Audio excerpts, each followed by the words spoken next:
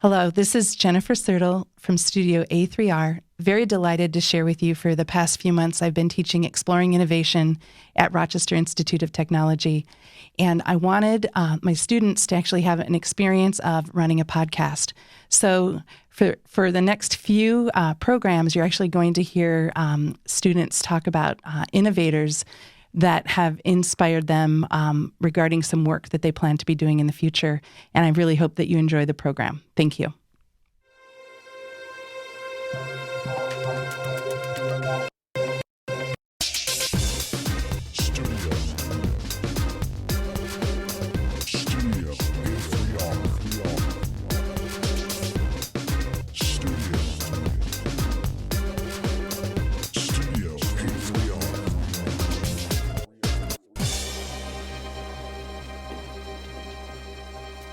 Dave here is the CEO and co-founder of the online oncology platform and community GRYT Health.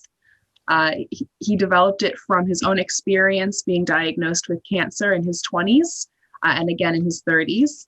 And Dave is an accomplished business and community builder and holds multiple prestigious roles in the health sphere. Some of the remarkable stuff is that you have attended MIT School of Management and Harvard's Business School, as well as serving on the Alumni Board of Directors and Legacy Endowment Committee of our Rochester Institute of Technology. I saw that you have won awards and competitions such as the Michigan Innovation Pitch Competition for life science companies, the ACE's annual Collaboration for Entrepreneurship Pitch Competition, and the Elite 40 Under 40 by Oakland County, Michigan. And from your interviews and live streams, I saw you are a pillar in the chronic illness support community and a passionate advocate for the quality of life that patients deserve. And I am really looking forward to just what you have to share with us today. So if I could just hand it over to you to share a bit of your experience.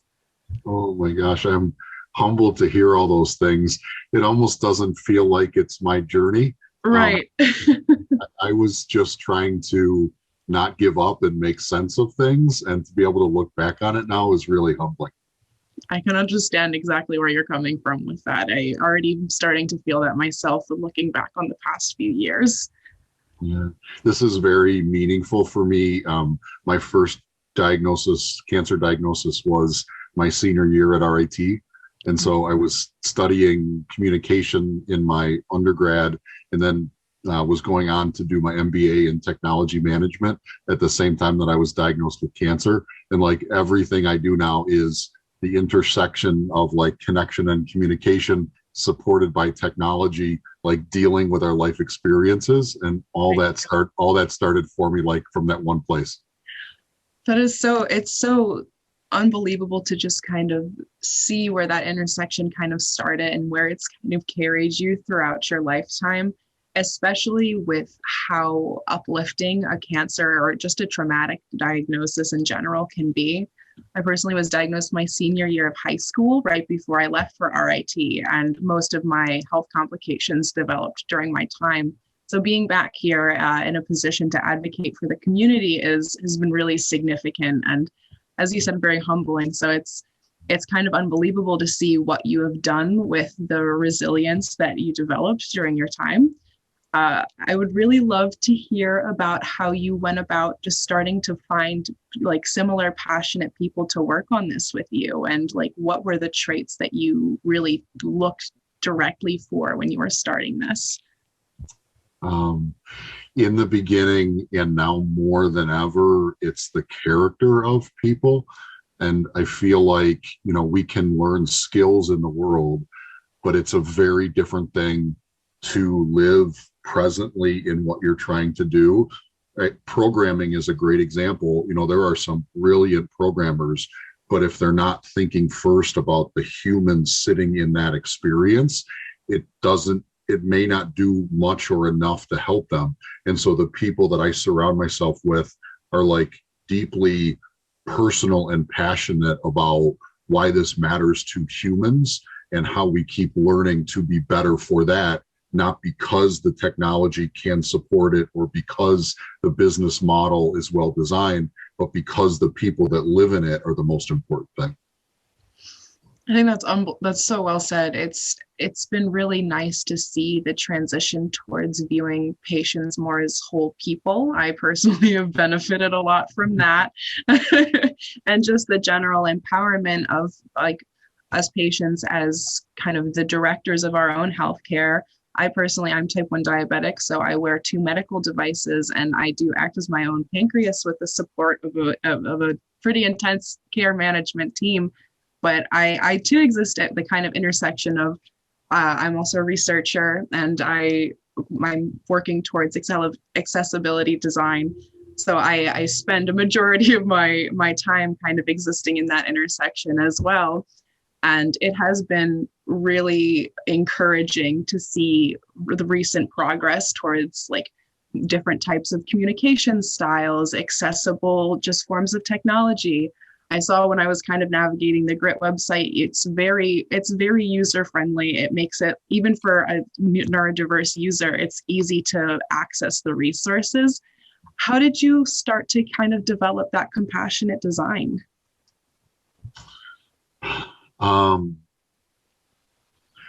Out of personal need first, the hardest thing for me as a two-time testicular cancer survivor was shame.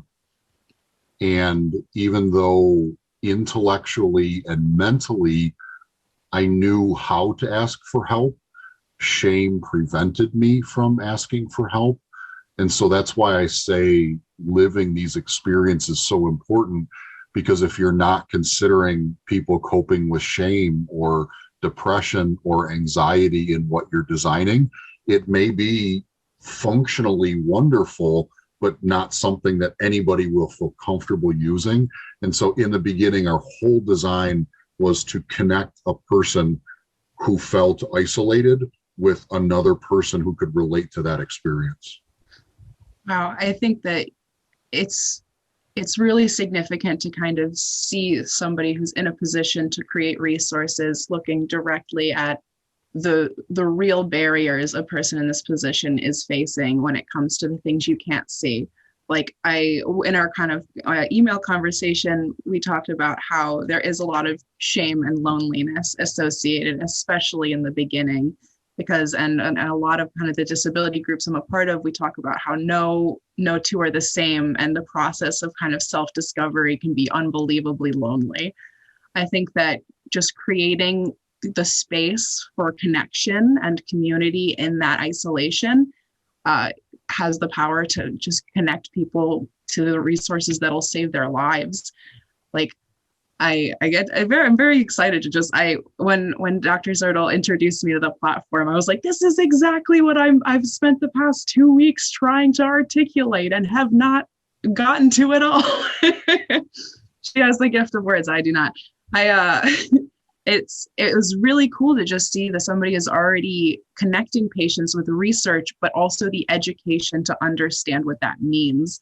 Like, I think that by providing education and community, you've actually created infrastructure to get people where they need to be for healing. I think that's unbelievable what you've done. I have to find my questions because I'm just going to keep talking about it if I don't find them, because it is really like, it's very, very, very cool. So I just got, may I share one other thing? Yes, please. I just got goosebumps while you were talking, because the first couple of years of GRYT, even before we started the organization, we were trying to figure out the technology and the connection. And, you know, during that time, we had to raise funding to support the technology. We had to build a team. You know, we had to program an app in 2 different, you know, iOS and Android, you know, like all these technical challenges. And when we launched the GRYT Health app in September of 2017, you know, it is designed to match people to others in similar experiences. And the first person who connected with me was a young man in Mexico who was just getting through testicular cancer. And he said to me in our own app, he said, you know, Dave, I see that you're a 2-time testicular cancer survivor. May I ask you if you feel healthy now? And also, do women find you attractive? Oh. And that moment, like, those were feelings that I had buried for a decade. And for this young man to be able to like get that out, like that's the start of being able to advocate for ourselves, and everything that comes after it is only possible because of that start. And so, all of those like tech challenges and funding challenges and, all these things, that one moment where I got to connect with that guy, like that was like, oh, okay, this is why. I completely relate to that. Those little bits of knowing that you're part of the reason that someone's able to keep going on their health journey is exactly what kind of keeps it going. You could really, it's a dumb reference, but I know there's this thing that's like, oh, love kernels. They get by on little love kernels, but it's almost like when you're able to kind of be that source of stability and hope for someone else, it really does give you an unbelievable amount of drive to keep going and keep like creating the supports you're working towards. I recently, it's very exciting to think about. I had connected with people in a Facebook group a couple years ago. It was the first access I even had to type 1s after a couple years post-diagnosis, and there who connected me to a lot of the supports that helped me get to a place where I was healthy enough to even stay in school. And I remember once I had gotten to a place of stability, being able to serve as like a place of advice and a person to come to others who started to feel like, I don't really know how to get through this part. And I remember talking to one woman, and she's this unbelievable artist in India. She created these 30 illustrations of life with type 1 diabetes that are the most powerful images I have ever seen. She actually was a big inspiration in when I started communicating my experience through art. And just I helped her set up a shop to sell her art she lost her job and she couldn't pay for supplies. So I was like, your art's amazing, people will buy it. And we just kind of talked for like a couple weeks, and she ended up launching like a whole series of prints, and like it was an amazing series and it did really well. And that was like 2 or so years ago, and it still keeps me going of wanting to just kind of create those structures for people to communicate their experience to others and to share what may not be able to be communicated in words. But let me stop talking. This is about you right now. So it's how this is big for me. How did you go about creating boundaries in a project so deeply personal while maintaining professionalism? That is a loaded question. I know, I cannot answer it myself. So. May I ask what the word boundary means to you? For me, I would say preservation of energy while giving some away to others. So I guess learning where the limit is of what to give versus what to keep for you. Wow. You are much further ahead than I have ever been at that. We have an expression in GRYT Health with our team now. There's 15 of us full-time team members now. Yeah, and the expression is we have to put on our oxygen mask to take care of ourselves before we can help others. Right. And that's something we've learned by not doing that. Right. For me personally, this journey has been about finding ways to cope, to avoid my own trauma inside. And so like I was doing a lot of things so that I didn't have to feel what I was going through. If I could focus my energy, I didn't have to face what was inside of me. Right. And so it's only been in the last 2 years that like I'm not running from trauma, but I'm like aware of how and why I'm doing things. And so if you ask me that question anytime up until 2 years ago, my answer was I did nothing for boundaries. And now in these last 2 years, and Jen Sertle is an incredible mentor and friend, really thinking about how we preserve ourselves has become a part of who I am. So I didn't answer your question. I'm still learning how to do it, but I'm more aware of it now. Well, I think you did answer my question. I want to say thank you for your vulnerability, because it is hard to kind of talk about those times where we are doing the work we do, not necessarily to help others, but to maybe avoid helping ourselves. which can be a really dark time while it's going on, but can also be like such a huge point of growth in the long run. And I also agree that the only boundary learning that I have done has come from ruling out like negative space. It's like, oh, we're kind of narrowing. This is where it can be. Because it's true. You would kind of, when you're kind of trying to avoid something so all-consuming, you can end up giving a bit too much of yourself away in the process. And I do have a quote that I love that I heard in a class I'm taking that says, all power needs to do to win to exhaust us, or all power needs to do to win is exhaust us. And so the only response to that I could think of is, so rest. And that plus Dr. Sertl has been a big influence in starting to learn to preserve my energy before I really start to get into this, because I would definitely kind of 110% give myself away to this project if I could. But are there any barriers that you encountered and had to pivot from that you found took you beyond your original vision? Yeah, I guess I'm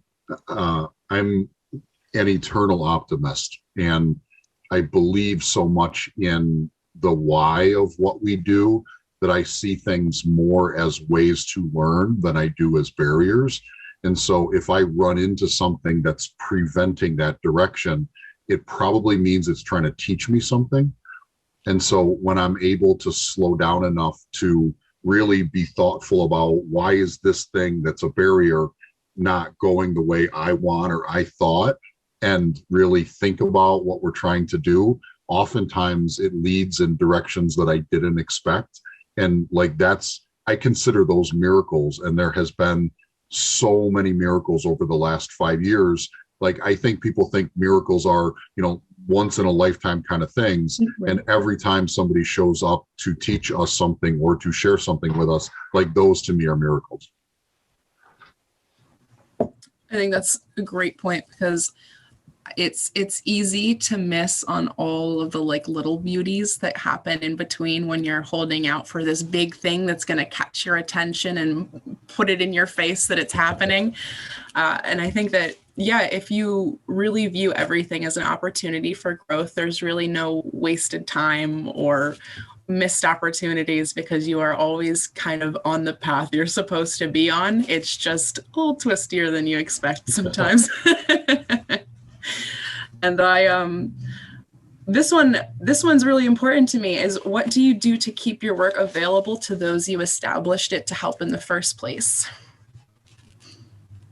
You see, like, making the app is a great kind of way to keep people even more connected, because I've just kind of was seeing the ways that the company has grown over the past few years, and it really has gathered a lot of resources to support the community. Is there anything you kind of actively work on to make sure it's accessible to those who maybe don't have access to as much technology or as many community supports? I'm really grateful you sent me some things to think about before our conversation. I've spent time thinking about that word access. And to me, if you think about what access means in terms of humanity, mm-hmm. it's more to me about how a human is evolving than it is about a tactical like access point.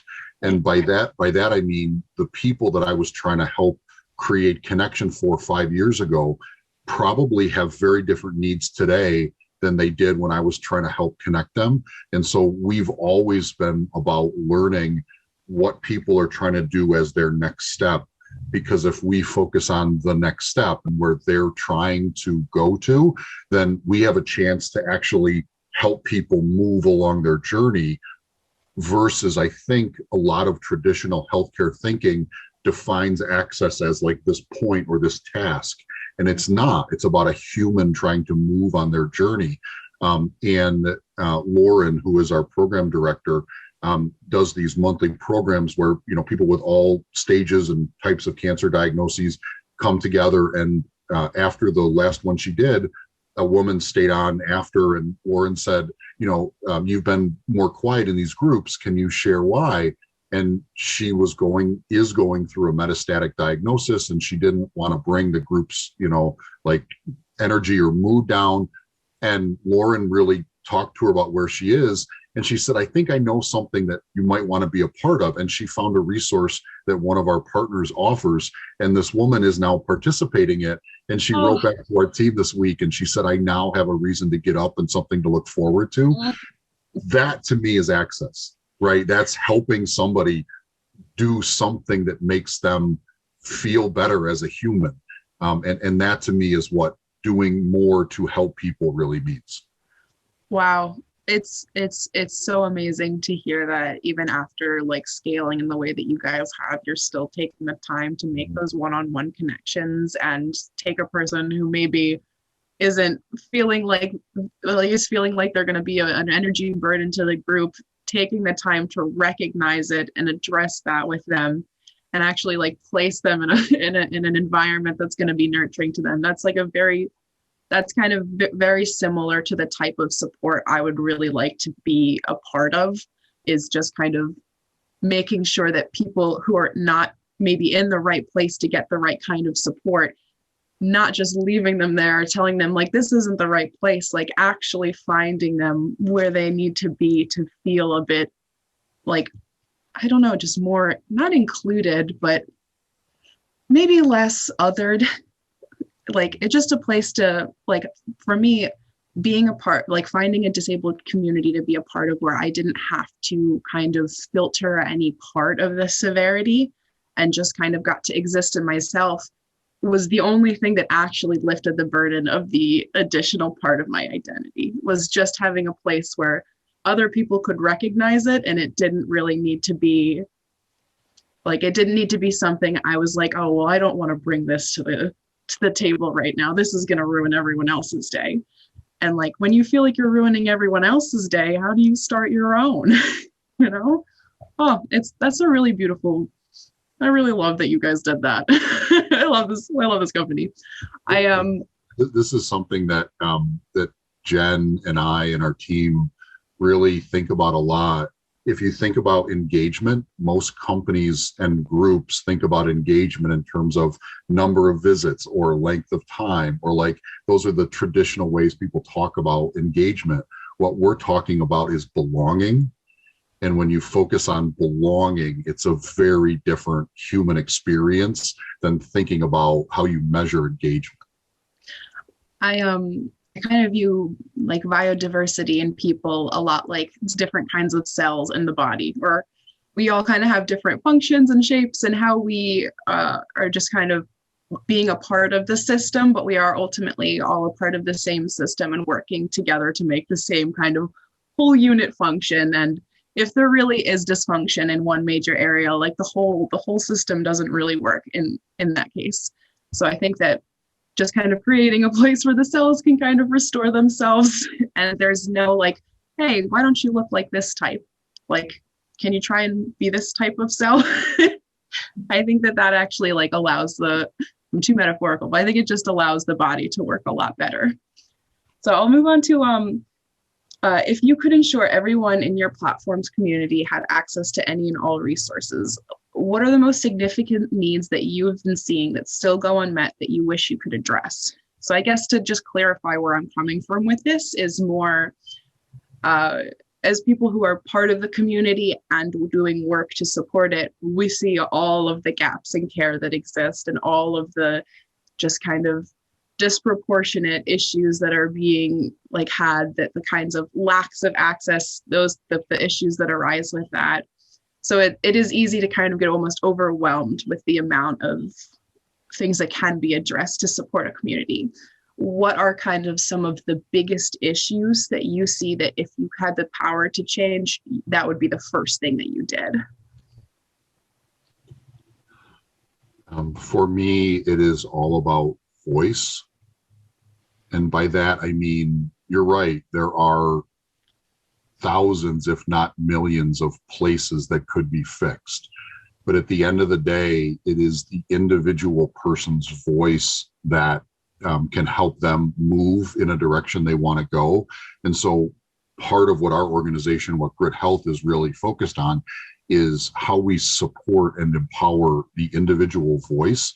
I loved what you were just saying about, you used a quote that I really loved. And one quote that inspires me is by Kierkegaard. And it says, if you want to go fast, go alone.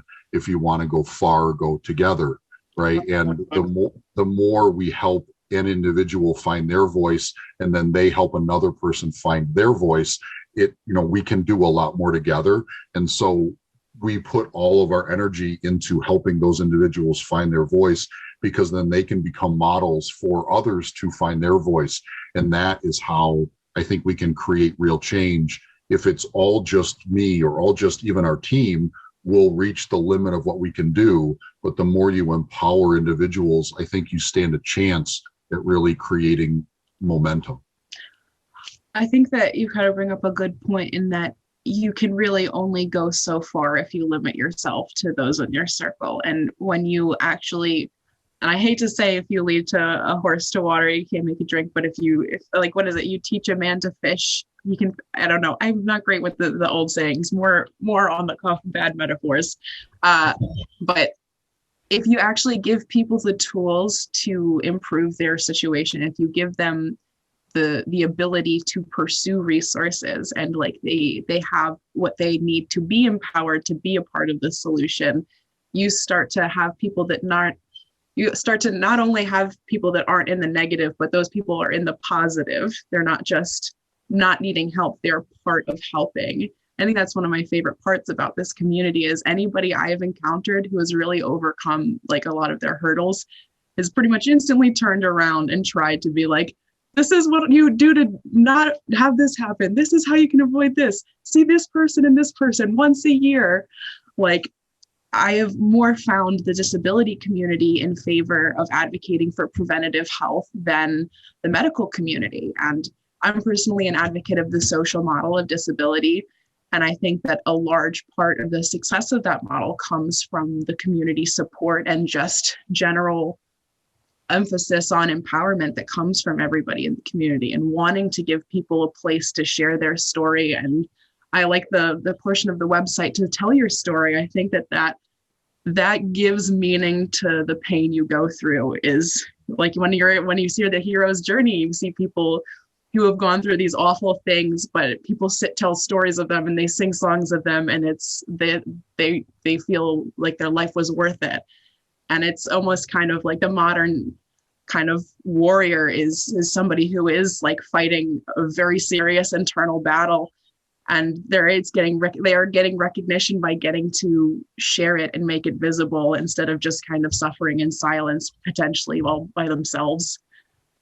And I got to get through my questions, which I was worried I wasn't going to get through all of them, which leads me to how do you guys support intersectional identities when it comes to your community?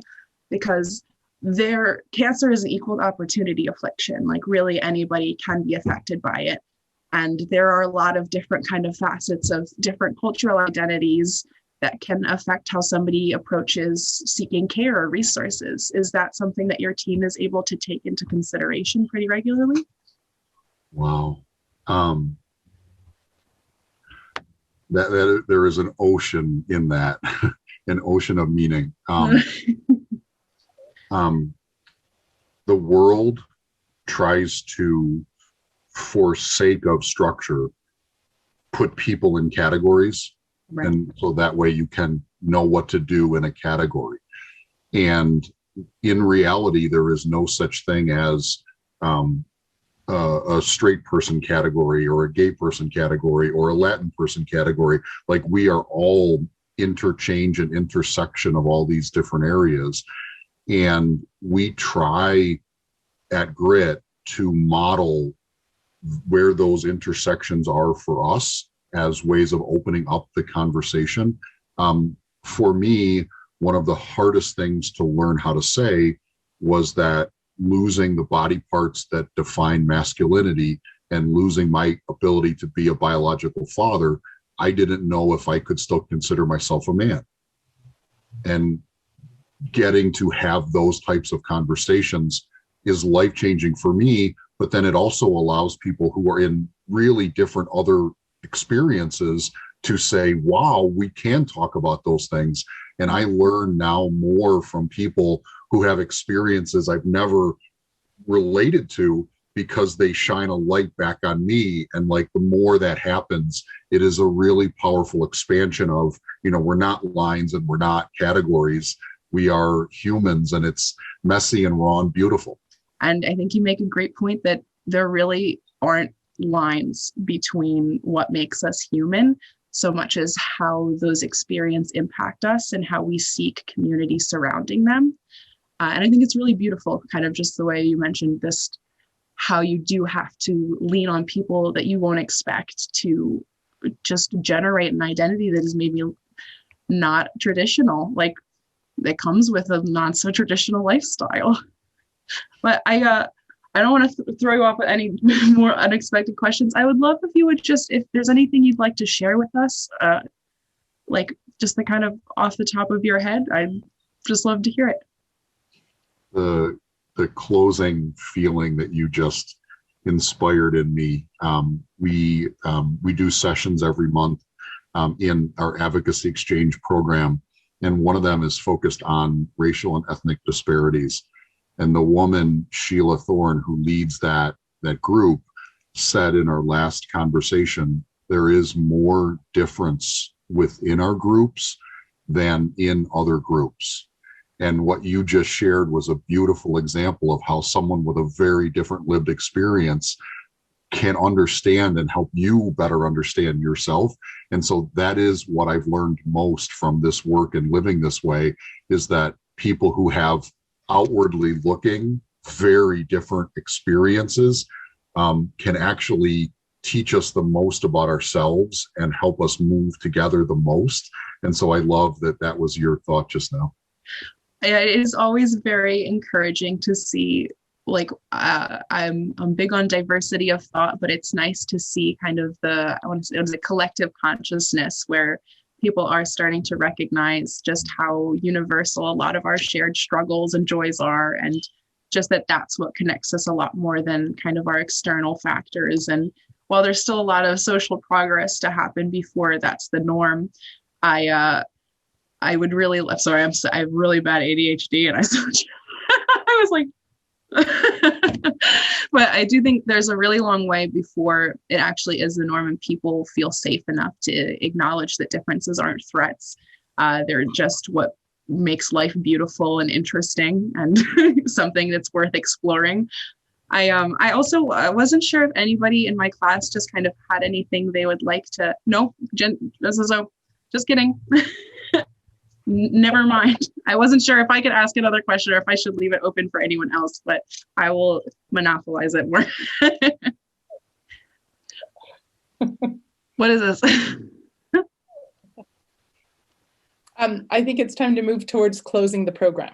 Cool. All right. That's what I was expecting, but wanted to double check. Okay. Can you tell this is my first podcast? It's been an honor that you've let me share and also reflect on what motivates me.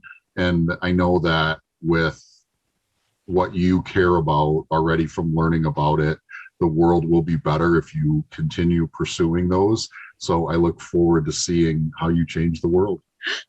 Thank you so much for just sharing your time and your experience with us today. It's really encouraging to just see someone else living in this intersection who has taken the experience and turned it into a way to support others going through it.